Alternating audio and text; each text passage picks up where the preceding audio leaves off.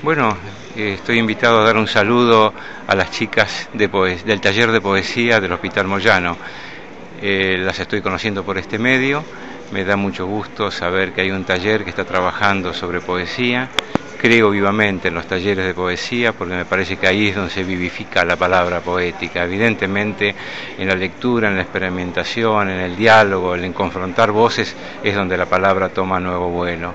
Así que realmente amo los talleres. Cuando me han invitado he ido a charlar con mucho entusiasmo. Alguna vez dirigí uno y fue una linda experiencia. Creo que la poesía nace desde las voces entusiastas. ¿Nombre? Yo soy Rafael Felipe Oteriño. Rafael Felipe Oteriño, si las chicas del taller de poesía te quisieran conocer, si te tuvieras que presentar, ¿qué les contarías sobre vos?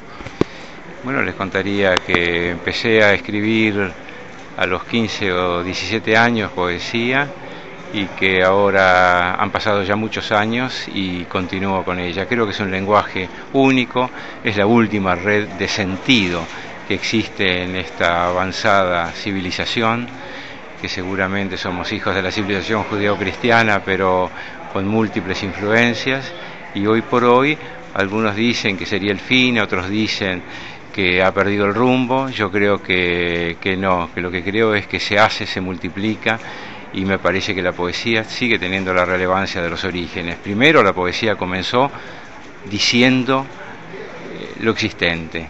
Allí en los presocráticos, cuando hacían filosofía, en realidad hacían poesía, o queriendo hacer poesía, hacían filosofía, hacían pensamiento.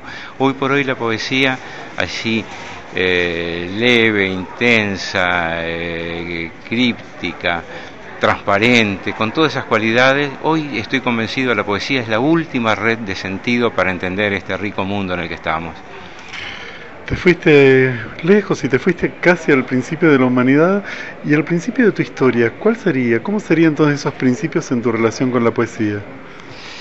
Bueno, a mí me ha entusiasmado siempre la palabra me ha parecido algo enigmático y ahí es donde empecé a leer poesía. Después hice trabajos formales como son los de haber estudiado en la universidad y otra carrera que no tenía nada que ver con la poesía como es la abogacía, y haber ejercido trabajos de orden, bueno, más profano, digamos.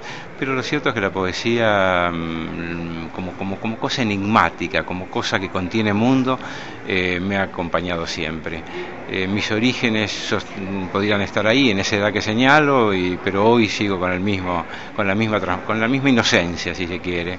Veo una palabra aislada y entro porque hay un mundo. Veo una frase hecha y veo que hay un mundo más profundo. Y una página con blancos profusos, pero escrita con el negro de la tinta, realmente a mí me seduce. Me gustó eso de la inocencia. Entonces, además de la inocencia para la poesía, ¿qué más se necesita? No, hay alguna perspicacia también, ¿no? ¿Quién era? Había un torero, Dominguín, que decía, uno se hace torero cuando aprende a pensar frente al toro. Y yo diría, uno se hace poeta cuando aprende a pensar frente a la emoción que dicta el poema.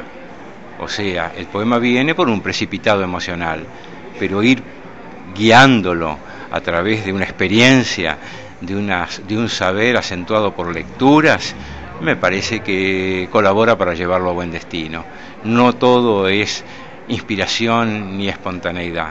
La obra de arte se hace con voluntad, con inteligencia, con un proyecto.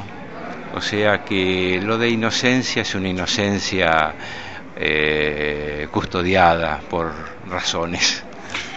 En el taller muchas veces charlamos, y alguna vez charlamos sobre esto de elegir un libro. En el momento de elegir un libro, cuando vas a buscar un libro, Oteriño, ¿cómo elegís ese libro? Bueno, uno ya tiene el olfato desarrollado y la mirada también, ¿no? O sea, yo huyo un poco de los libros convencionales que ahora son con los que primero uno se topa. Pero hay autores secretos maravillosos. Hoy leí un libro que hablaba de un caminante y era de un poeta español cuando entré, de un caminante por ciudades, el caminar por ciudades, cosa que nos remite a un Benjamin y después de ahí nos remite a un Baudelaire. O sea que uno tiene ese olfato desarrollado y no se equivoca. un libro lleva otro libro, un autor lleva otro autor. La mención de... Yo estoy ahora muy metido leyendo a los poetas polacos, pero claro, de Szymborska me lleva a Herbert, Herbert me lleva a Milos, Milos me lleva a Zagajewski, y voy ahí y otros a Rosewicz, y de ahí ellos me hacen un puente a un ruso, como puede ser Brodsky, y Brodsky me hace un puente y me lleva a Simujinej, y digo, esto es algo maravilloso, esto es como una gran familia, la de la literatura y la de la poesía en particular, ¿no? Pero si hiciéramos una pausa, entonces en el taller cada vez que aparece un nombre nos interesa saber qué hay detrás de ese nombre. Entonces, si recorremos ese camino de los nombres que hiciste, pero dando qué encontraste en cada uno de ellos, ¿vos te arriesgás a eso un poquito?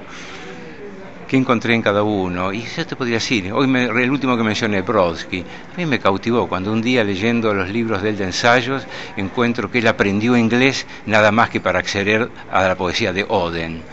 Y dice que él estaba medio escondido en aquella Rusia soviética, con algunos peligros porque era el poeta rebelde y había tenido alguna condena, pero se escondió en un granero, y en el granero tenía un libro bilingüe ruso-inglés donde había una fotito chiquita de un rostro que le seducía, le cautivaba. Era Oden, ese rostro arrugado de Oden.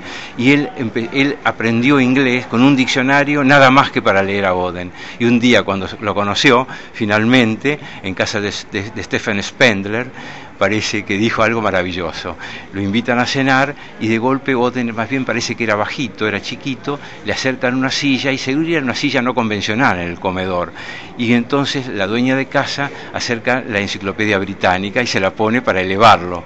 Y él dice, nunca había alguien que tuviera tanto derecho a sentarse sobre la enciclopedia británica como Oden.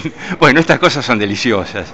Y esto me va transportando de un mundo a otro mundo. O sea, que acá hay que tirar del hilito y seguir por esa intuición, ese olfato y estas buenas recomendaciones de los autores que uno ha amado. Y estos lo llevan a buen camino. Hablaste de muchos poetas, hablaste de algunas nacionalidades. Hay un lugar que te trae, que hoy es Mar del Plata. ¿Y qué contarías de Mar del Plata? ¿Cómo les contarías a las chicas cómo es Mar del Plata a tu mirada? Bueno, Mar del Plata es un magnífico paisaje. No es una ciudad que históricamente sea de gran tradición cultural. Ahora ya hace 40 años tiene una universidad que ha derramado cultura sobre la ciudad. Era una ciudad históricamente turística e industrial, y de la historia y de la industria turística. Entonces, bueno, no era una ciudad cultural. Cuando yo llegué a vivir, tenía los embriones de una cultura. Hoy por hoy es una ciudad completa. Hay media docena de buenas librerías, hay varios centros culturales, pero además hay un paisaje maravilloso. Realmente yo he conocido muchas ciudades del mundo, pero esta todavía se sostiene con mucha entereza. El paisaje costero que va de Escollera Sud al Torreón sigue siendo primerísimo entre los lugares de mayor belleza del mundo. Y el mar, bueno, sabemos de qué se trata. Y por otra parte es una zona de mucha riqueza verde. La pampa, la llanura, que también pertenece a Mar del Plata, al partido de General Pueyrredón, es la llanura pampeana. Esto es muy rico en paisaje, en verdes, en contrastes, en alimentos, pescado y carnes. Crean un biotipo muy interesante. Y al momento de encontrarte con la poesía, ¿todo eso sentís que se cruza, que interfiere, que aparece? Bueno, uno escribe cuestiones enigmáticas que le nacen, pero ¿cómo las hace visibles? ¿Cómo las hace compartibles? ¿Cómo las vuelcan al lenguaje? Bueno, a través del paisaje que uno porta. En mí, el paisaje del mar se fue poniendo sobre mis hombros, o sea, voy portando ese paisaje, por lo tanto me valgo mucho de esas imágenes para decir eso que la poesía mía trata de decir. Así como una persona de acá de Buenos Aires utilizará el vértigo de la calle Santa Fe, que es bien expresivo, bueno, para mí este vértigo no pasa por mi sangre, para mí pasa otro vértigo. O sea que en ese sentido porto Mar del Plata de alguna manera, sí, en mi poesía tomo prestadas imágenes que me da la ciudad. Quizás conocemos cómo se manejan los poetas en la ciudad de Buenos Aires, pero ¿cómo se manejan entonces en Mar del Plata? ¿Se reúnen, se encuentran, charlas? ¿Qué hacen? Y es un poco más archipiélago, en realidad.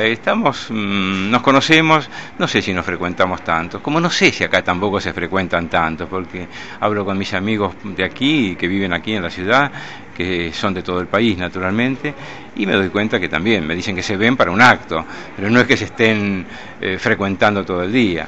O sea que el fenómeno no debe ser distinto, cada uno tiene su vida privada, su vida interior y su vida social. Así que en Mar del Plata no es distinto que en otros lugares. Lo que sí hay menor densidad demográfica, ¿no? Eso es cierto. Vos sabés que una de las inquietudes también es esto de saber si conocés, si alguna vez visitaste el Borda, el Moyano, o si no, en todo caso de no haberlos visitado, ¿cómo te los imaginas? Voy a decir, yo fui durante más de 30 años, fui juez, por lo que en algún momento, como juez civil, en aquel momento cuando yo era juez, yo me he jubilado hace recientemente, pero no estaba especializado el tema de los tribunales de familias o tribunales de incapacitados o inhabilitados, y entonces estaban, quien ordenaba, siempre quien ordenó una internación normalmente es un juez, siempre es un juez. Entonces había personas internadas por mí, y he tenido visitas a donde yo tenía algún internado.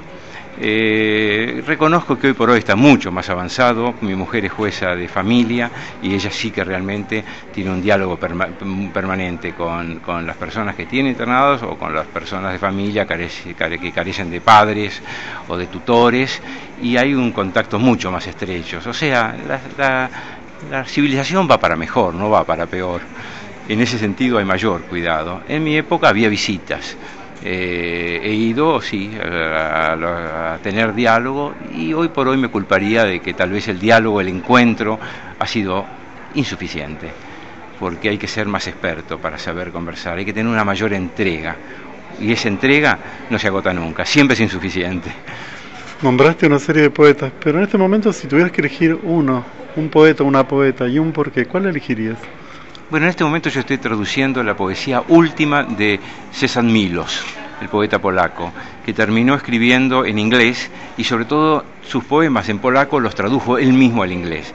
Yo estoy haciendo una traducción en miras a ser publicada, va a ser publicada pronto en una revista literaria de acá, de acá del país, y después tal vez posiblemente haga una edición de poemas de Milos de la última etapa que es la etapa de su adultez, que es la que está menos traducida, prácticamente no está traducida.